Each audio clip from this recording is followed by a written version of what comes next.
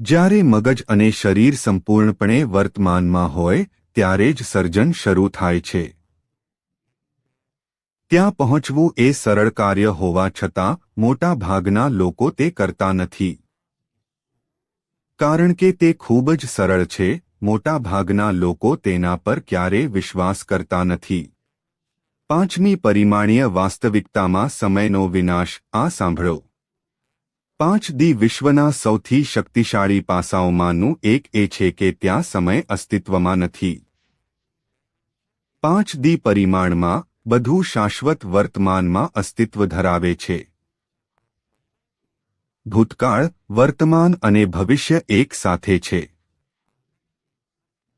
આનો અર્થ એ છે કે જેને તમે તમારું ભવિષ્ય કહો છો તે 5D વિશ્વમાં પહેલેથી જ અસ્તિત્વ ધરાવે છે.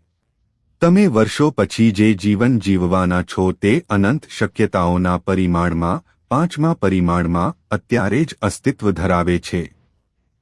અનંત શક્યતાઓનું પાંચમું પરિમાણ. તમે તમારું ભવિષ્ય બનાવી રહ્યા નથી. તમારું ભવિષ્ય પહેલેથી જ અસ્તિત્વ ધરાવે છે. તમે ફક્ત તે જ ભવિષ્ય પસંદ કરી રહ્યા છો જેનો તમે અનુભવ કરશો.